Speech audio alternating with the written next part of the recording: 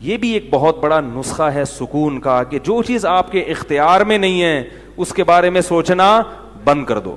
دیکھو نوح علیہ الصلاۃ والسلام اپنے بیٹے کی ساری زندگی تربیت کرتے رہے مگر وہ کافر نکلا. آخری وقت میں نوح علیہ السلام کو اپنے بیٹے پر کتنا پیار آیا کہ میری کشتی میں سوار ہو جا. بیٹا کہتا ہے سآوی الی جبل یعصمنی من الماء, میں پہاڑ پہ چڑھ جاؤں گا جو مجھے پانی سے بچا لے گا. پیغمبر کو اپنی اولاد سے بہت محبت ہوتی ہے, بہت زیادہ, جیسے یعقوب علیہ السلام کو تھی نا اپنے بیٹے سے. کتنا درد ہوگا اس وقت نوح علیہ السلام کے دل میں, کیسے تڑپ رہے ہوں گے. لیکن بیٹا باز نہ آیا. وحال بینہم الموج فکان من المغرقین, ایک موج آئی اور اس کو غرق کر دیا.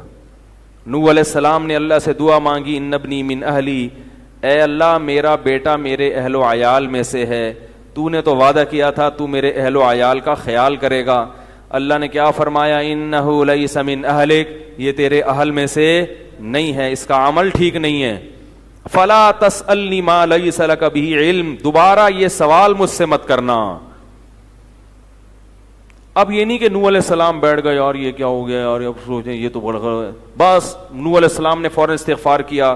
اعوذ بک ان اسألک ما لیس لی بہ علم, اے اللہ میں تجھ سے پناہ مانگتا ہوں ایسی چیز کی, میں تجھ سے ایسا سوال کروں جس کی دلیل میرے پاس نہیں. بس ختم, بھول گئے. اب یہ تھوڑی کہ روتے رہیں بیٹھ کے, بھئی جو چیز بس میں نہیں ہے چھوڑ دو. تو ہم بہت ساری چیزوں کی ٹینشن لیتے ہیں جو ہمارے اختیار میں نہیں ہے. پیٹرول مہنگا ہو رہا ہے, بیٹھ کے خام میں پریشان ہے. بھائی تم سے پوچھ کے تھوڑی مہنگا ہوا ہے, غم کرنے سے اگر وہ سستا ہو جائے تو رو. میرے پاس تھی Kawasaki G T O, Kawasaki G T O 125, آپ کو پتا ہے کیا بائک تھی وہ, ہم نے بھی بڑے شوق پالے ہیں ایک زمانے میں. میں اس میں پیٹرول ٹھیک ٹھاک ڈلتا تھا. اب جب پیٹرول مہنگا ہوتا تو سب سے زیادہ متاثر میں ہوتا تھا اس سے. 50 والوں کو کچھ نہیں ہوتا تھا. تو میں ایک دفعہ پیٹرول پمپ گیا, میں نے پیٹرول ڈلوایا اس میں, تو اس نے کہا وہ 5 روپے پر لیٹر بڑھ گیا ہے. مجھے بڑا غصہ آیا. میں نے ساتھ والے سے کہا, میں نے کہا یار یہ کیا مذاق ہے یار, ہر تھوڑے دن کے بعد 5 روپے بڑھ رہا ہے, تو آپ کو غصہ نہیں آیا؟ اس نے کہا صرف میرے لیے تھوڑی بڑھ رہا ہے, پوری قوم کے لیے بڑھ رہا ہے نا. تو مجھے اس کی بات بڑی اچھی لگی. اس نے کہا میرے اکیلے کے لیے بڑھے تو مجھے غصہ آئے, سب کے لیے بڑھ رہا ہے تو چلو ٹھیک ہے. اس دن کے بعد سے اب تک پیٹرول بڑھنے پر مجھے غصہ نہیں آیا. میں یہی کہتا ہوں یار مجھے ٹینشن لینے سے کیا ملے گا, 100 روپے لیٹر بڑھ جائے, زیادہ سے زیادہ یہ ہوگا, بہت زیادہ بڑھے گا تو گاڑی بیچ دو. بھائی نہیں ہمارے کنٹرول سے باہر ہو گئی ہے, گاڑی بیچ دو, دوبارہ آ جاؤ, ٹیکسی پہ آ جاؤ, پھر بھی ہے تو پھر رکشے پہ آ جاؤ, پھر چنچی پہ آ جاؤ, پھر پیدل ہو جاؤ. جو چیز اختیار میں نہیں ہے اس کی ٹینشن لینا حماقت ہے. بات آ رہی ہے سمجھ میں؟ اسی طرح یاد رکھو اولاد کی تربیت کا معاملہ ہے. ہمارے ہاں جو لوگ نئے نئے دیندار بنتے ہیں یا پرانے بھی, وہ چاہتے ہیں میرا گھر 100% خلفائے راشدین جیسا بن جائے, جبکہ بیگم پہ کنٹرول نہیں ہوتا, وہ الگ سمت میں جا رہی ہوتی ہے. اب آپ نے ڈنڈا چلانا شروع کر دیا, بچے باغی ہونا شروع, وہ بجائے دین پہ آنے کے ابا کو مکھنچو سمجھنا شروع کر دیتے ہیں اور بغاوت پھیلتی ہے. تو بھائی آپ اعتدال سے تربیت کی کوشش کرو, ہو گئی ٹھیک ہے, نہیں ہوئی ہم سے نہیں سوال ہوگا, ہم جو کر سکتے تھے ہم نے کر لیا.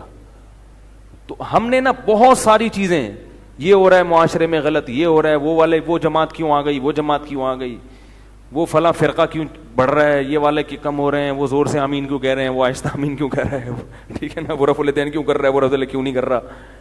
میرا ایک اصول ہے, میں جب کسی ٹاپک پر بیان کرتا ہوں تو مجھے جب بھی کوئی ایسے اختلافی مسائل پر بیان ہوتا ہے نا, تو اکثر لوگوں کے پھر واٹس ایپ پہ میسج آنا شروع ہوتے ہیں, آپ نے جو یہ بیان کیا اس میں یہ والی بات, حالانکہ اس بات کا جواب اس میں موجود ہوتا ہے. تو میں پھر مزید جواب نہیں دیتا, میں کہتا ہوں پورا بیان سنیں.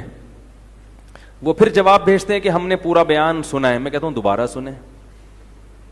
کہتا ہے سنا تو ہے, مجھے جواب نہیں ملا, جبکہ مجھے پتا ہوتا ہے جواب اس میں ہے. میں کہتا ہوں پھر 30 بار دوبارہ سن, کیونکہ اس سے زیادہ کہ ہم مکلف نہیں. اب یہی تھوڑی کہ ایک ہی چیز کو لے کے پھر وہی سوال وہی جواب وہی سوال وہی جواب. پبلک کے پاس تو ٹائم ہے, وہ تو کرتے رہیں گے اور آپ کی صلاحیتیں بیکار ضائع ہوتی رہیں گی.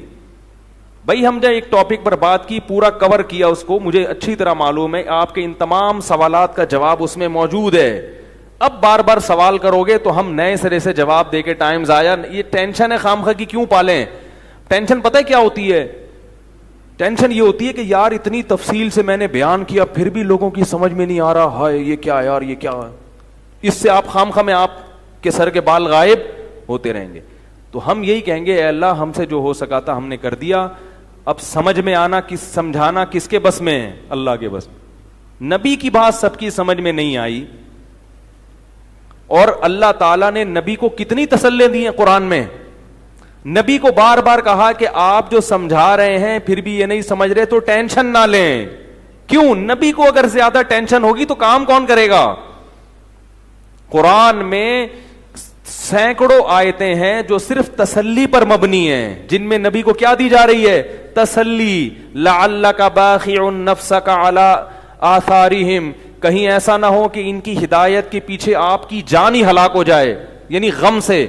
کیونکہ نبی صلی اللہ علیہ وسلم حیران ہوتے تھے کہ ان کو میں نے معجزے بھی دکھا دیے, اور میں نے بتایا کہ یہ بت ہیں جن جو نہ سن سکتے ہیں, نہ دیکھ سکتے ہیں, نہ بول سکتے ہیں, ہر طرح سے سمجھا دیا.